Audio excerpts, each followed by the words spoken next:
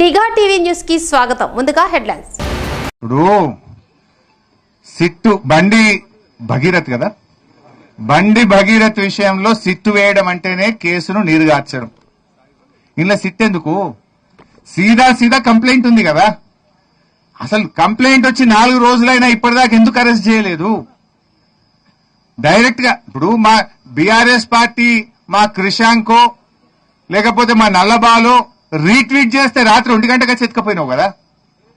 12 బజే రాత్రి ఇంటికి వచ్చి రీట్వీట్ చేస్తే వాళ్ళేమి రేప్ చేయలే, మర్డర్ చేయలే, డ్రగ్స్ తీసుకోలే.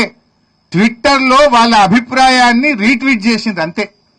దానికి 1 గంట రాత్రి పోయి బీఆర్ఎస్ కార్యకర్తలు అరెస్ట్ చేసి కేసుల మీద కేసులు పెట్టి పీటీ వారెంట్లు వేసి బెయిల్ రాకుండా లోపల పెట్టిన రేవంత్ రెడ్డి 4 రోజులైనా ఒక రేప్ కేసులో కంప్లైంట్ వస్తే ఇప్పటిదాకా నువ్వు అరెస్ట్ చేయలేదంటేనే నీ కుమ్మక్కు రాజకీయం బయటపడుతుంది.